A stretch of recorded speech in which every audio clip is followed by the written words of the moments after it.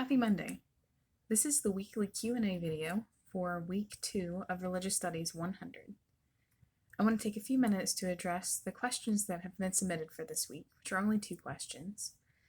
And these both cover similar topics, so both of them are addressing what kind of information you need to be keeping up with and learning with regards to the readings and the quizzes.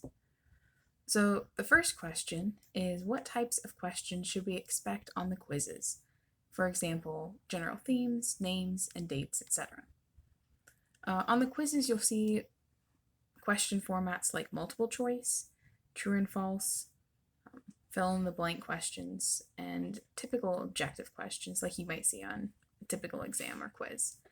Those questions will typically come from the videos for that week's lesson.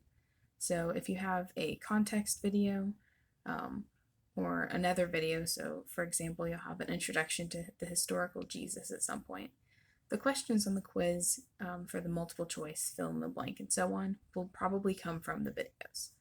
When you get into the questions on the quiz that are short answer or essay, those are typically questions that will come from the readings or your application of the course content from the videos into the readings.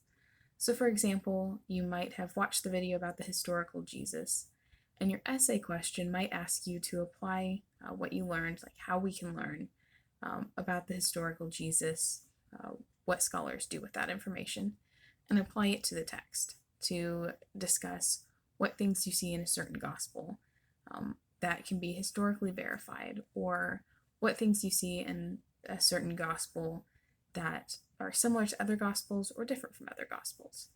So those will be the kind of questions and information you'll want to know for the quizzes. And all the quizzes are open note and open book. They're timed, but you should have plenty of time to look up questions that you have as you're going through. It's simply to make sure you're keeping up with the material and that I can check in that you don't have any issues as you're working through. The second question says, could you explain general main ideas / things to look for in each chapter of the reading? So for this question, I'm assuming that the person who asked it means the books of the New Testament, since we won't have like a textbook with chapters. But for the books of the New Testament, you'll want to keep an eye out for some of the things we've talked about with literary criticism. So think about, who is the author? To whom are they writing? When was the text written? The intended audience, what kind of things are going on in that audience. So we'll see this a lot when we see Pauline epistles, for example. And also thinking about the intention of the author. So why is the author writing this letter? And the context. So these are the things, what kind of historical information is going on in the background.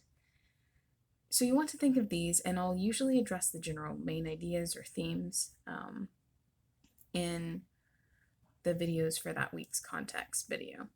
And these are the kind of things you want to keep up with in the reading. So I want you all to, as you read, take note of things that maybe connect to other readings we've had previously, or just kind of general things that you note that stand out to you.